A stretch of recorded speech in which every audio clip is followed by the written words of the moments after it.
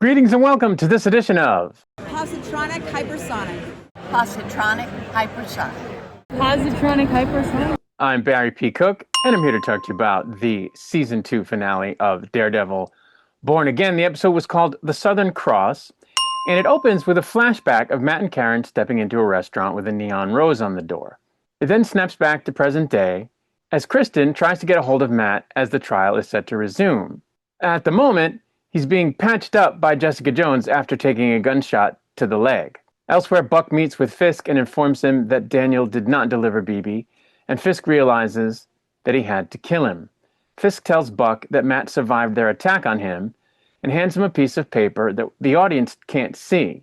Buck asks him if he really wants to do this, and Fisk simply nods. At the courthouse, Dr. Glenn gives her psych evaluation of Karen on the stand before Matt enters the room with a limp. He assures everyone he's okay, and Hochberg, the DA, continues his questioning of Dr. Glenn. She reads a passage from her new book, which says that a vigilante doesn't put on a mask to hide their face, but rather so that they can reveal their true face. She says that they wear their mask in public life, disguising themselves as people's friendly boyfriends, people's responsible bosses, or people's reliable kids. AVTF agents set up in a building near the courthouse with one of them disguised as Bullseye. He sets up a rifle pointed at the entrance to the courthouse, and when another agent asks him about the mask, he says it was the mayor's orders to wear it. Fisk has put out a hit on Matt and wants Bullseye to take the fall for it. As the trial resumes, Matt calls Fisk as his next witness. As Fisk takes the stand, the doors open again and AVTF agents pour into the courtroom. As Matt begins his questioning, we see security footage of the building where the AVTF has set up their sniper. A couple of guards are taken out, and moments later we see knives fly into the room to take out all the other agents protecting the sniper. Of course, Bullseye then enters the room, at which point the sniper pulls a gun on him, but of course he never had a chance. Bullseye kills him and takes over the rifle. In the courtroom, Matt questions Fisk about the Northern Star, leading to a conversation about Daredevil being on board. He then submits the testimony from the ship's first mate on video, which creates an outburst from Hochberg, causing the judges to call for a meeting in their chambers. During the meeting, Fisk whispers from the other room, knowing Matt can hear him, that there are things he can say that would ruin his life. Matt shrugs it off, and the judges allow the video testimony to come in. So the testimony video is played for the court, which draws quite a reaction when the first mate explains that the ship was carrying military-grade weapons, that it was the captain that sank the ship, and that he did so on the orders of Fisk. Hochberg calls for the testimony to be dismissed unless it can be corroborated by someone who was on the Northern Star in person, which Matt says he intends to do. Matt asks Fisk again to confirm that Daredevil was on the Northern Star before the doors open, and Jessica leads the governor into the room. Fisk sees just now that his hit on her failed and she is still very much alive. Matt continues his questioning, eventually leading to him revealing to the court and the public that he is Daredevil. Hochberg objects, saying it's not believable that Daredevil is a blind man, but Matt shuts that down by throwing his cane off the wall and catching it. With Matt able to confirm the first mate's testimony, the judges dismiss the case and Karen is free. However, Matt is asked to remain in the courthouse, and now both he and Fisk have a long list of crimes to answer for. The governor reads some of these crimes directly to Fisk and informs him that she got information from the assassin he hired to kill her. Matt and Fisk see each other in the lobby of the courthouse and begin to argue. Matt hears Powell give the order to the sniper to prepare to take the shot, but also hears Bullseye answer. Powell warns Fisk that it's a trap, and Buck steps in front of him, taking a bullet from Bullseye. Chaos ensues, and some of the ATF goes after Bullseye, while more agents bring Fisk back into the courtroom. Matt, Karen, the governor, Kristen, and Jessica retreat to an office where they watch Fisk give an address on TV. He tells the city he plans to fight the growing resistance as they come to attack the courthouse, essentially inciting a war. Team Daredevil discuss their options before Matt gets distracted by a new City Without Fear video. The video proposes the city is under siege from the AVTF and sees BB remove the Fisk mask.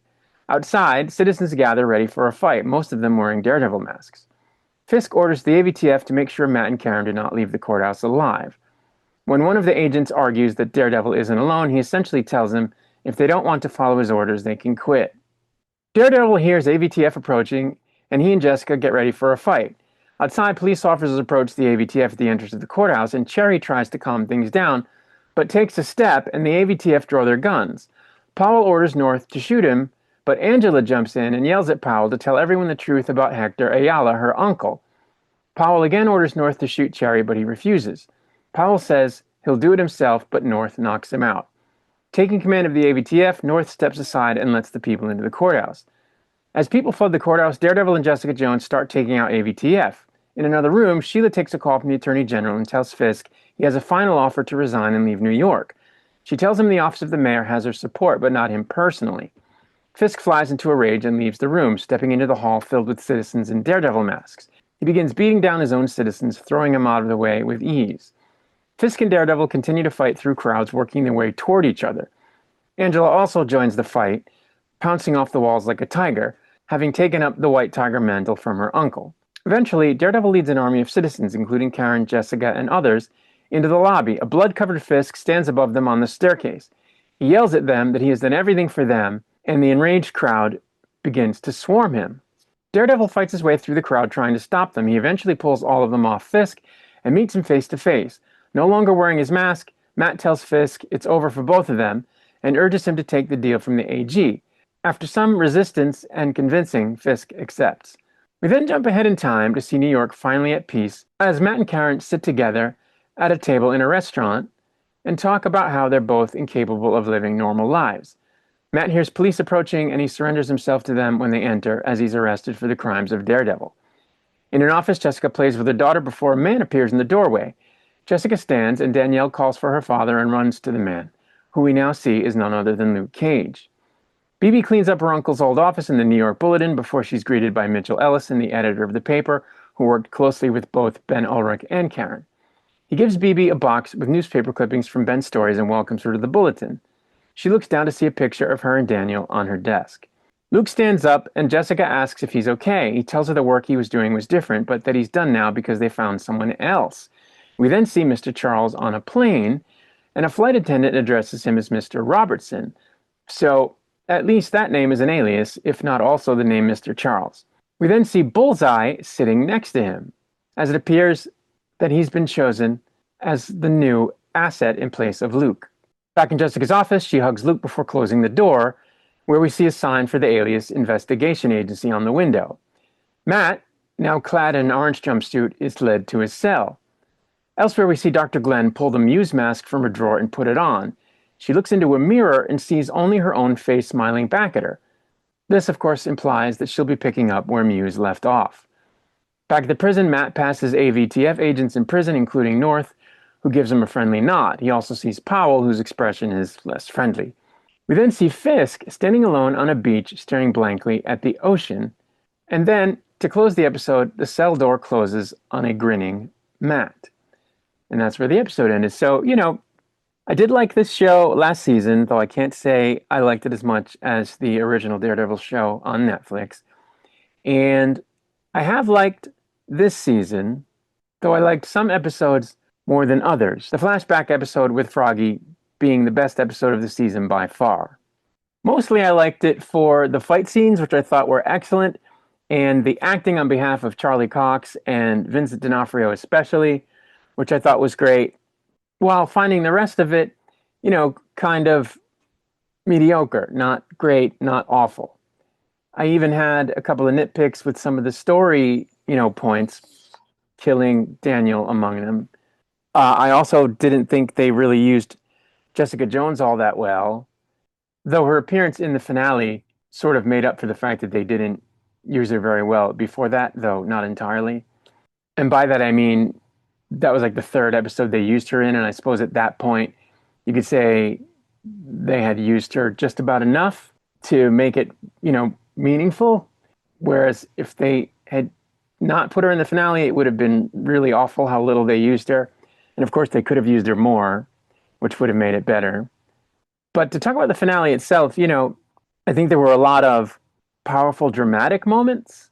The courtroom scenes with Matt were very dramatic and powerful to a degree, but only to a degree. And I say that because a lot of the legal stuff that happened in the courtroom in this episode was a bunch of nonsense.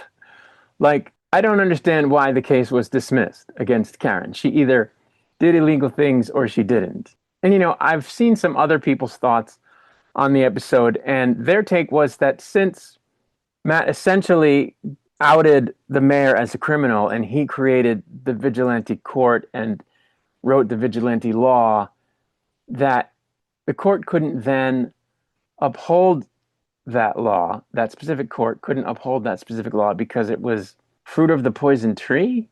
And I guess that makes sense in a way, because at the very least, all of those machinations had muddied the waters, and it would have been hard for them to convict her and make it stick. So I guess that makes sense, but the way that that all unfolded was handled in a very unorthodox fashion, and in a fashion that was not at all by the book and by procedure. It just kind of unfolded very chaotically, and I didn't really enjoy that. When I get a courtroom drama, I want it to be, by the book and have it make sense. And this was kind of just, they were winging it, it seemed, and I didn't enjoy that.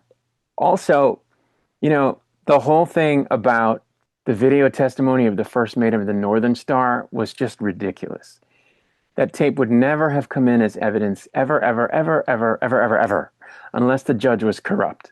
And the reason for that is, like the district attorney pointed out, though barely, there was no way for him to cross-examine the witness because the witness is deceased and for that reason wasn't present in the courtroom.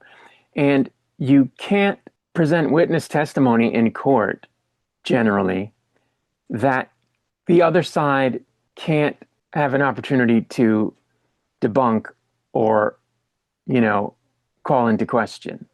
And so there's no way that videotape would have come in. You can't cross-examine a videotape, and the judge would have agreed immediately with that sentiment, and the tape would not have come in. Just for that reason. Never mind that we're in the age of AI and deep fakes and all that stuff. Never mind any of that. Which is why the cross-examination aspect becomes important. Or even if it were a video of, say, a car crash, where you're just showing an event that occurred. Even if in that case you can cross-examine, for example, the drivers or the witnesses, the tape itself could have been faked. So at the very least, in order for a tape like that to come in, the side opposite the side that's introducing the tape, in this case, the prosecution, has to have a chance to vet the tape. They have to be given a copy of it. They have to be able to watch it and examine it for themselves and to have it reviewed by experts and to call experts, to testify about their findings as to the tape. And all of those things take time. It's why there are rules of discovery in court, and it's why discovery rules require that things like this be turned over from the side that is introducing it to the other side in advance of trial.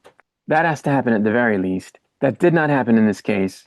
The prosecution was not even notified that the tape existed, and all they would have had to do is object on the basis of unfair surprise, and the tape would have been out. So the idea that it came in is absolutely ridiculous, and that just annoyed the crap out of me. Like, that's boilerplate law. So it was just ridiculous. Additionally, I didn't think it made any sense whatsoever that Fisk got to walk. Because, it's not uncommon for a DA to say, okay, look, if you resign your office and swear never to run again for office, and if you leave the district, and never operate here again, we won't prosecute you for what we think you've already done as an incentive to get you to do that. And, maybe if you make reparations also. And we will spare the city the pain of going through the trial over that and the, terrible experience of having you stand trial and bringing up all that stuff and just making things worse for the residents of the city. That I can see making sense.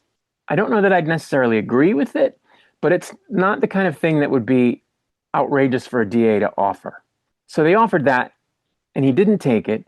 And then he proceeded to beat up a bunch of people, possibly killing some of them, if not all of them, presumably on camera, security camera, and definitely in front of witnesses. So how did he end up after that still being allowed to walk? How does that happen?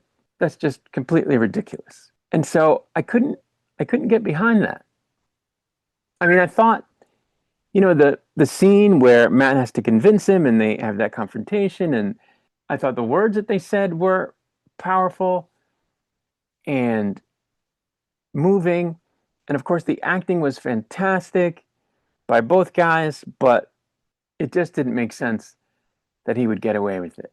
Also, it seemed to me like a rehash of the time that Matt and Kingpin fought and Kingpin went to prison promising not to pursue Karen and Foggy if Vanessa was left alone. It was almost the same ending, like we've been here before. Why? Because they don't want to kill the character, right? They want to keep using the character. He is in season 3, from what I understand. And they already did the thing where he was in jail and basically was running the jail. We've already done that.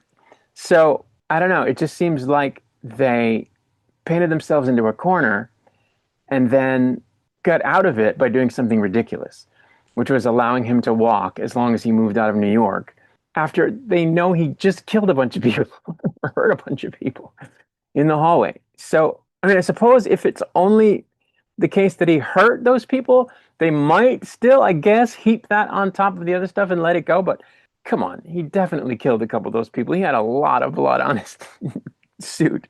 So, I mean, come on. How does that make any sense? I don't know. I guess we don't know for sure that he killed people. We have to assume, right, that, well, the only reason they ended up letting him go is because some of those people were only injured. I don't know. I don't know if I buy that. And, I don't love that Matt's in prison. And I don't love that everyone knows he's Daredevil. I can't say I love either of those things. I know that in the comics, Matt went to prison a couple of times, and those were pretty good runs. So, I mean, I guess that's good. Maybe that's what we'll see in season 3. Maybe they'll adapt some of that stuff from the comics, and maybe it'll be good. And it'll be a kind of a flip-flop, right? Because we have already seen Fisk in prison. Now we're going to see Matt in prison. I don't know. I guess I have mixed feelings about the season. I certainly found flaws in the finale, but I can't say that I really disliked any of the episodes to any great extent. So I guess that's a good thing. I enjoyed watching it. Like I said, the acting was great by Charlie Cox and Vincent D'Onofrio especially. And the fight scenes were insane. And we did get to see Luke Cage, Jessica Jones, and Foggy, however briefly. So it was an enjoyable season, but I can't sit here and sing its praises to high heaven and say that it was fantastic. And I certainly can't say that about the finale, though there were strong moments, as I said earlier. But anyway, that's really it. So ends season 2 of Daredevil Born Again. I'm going to get out of here for now. I'll be back with another video soon. Until I return, I wish you peace and long life.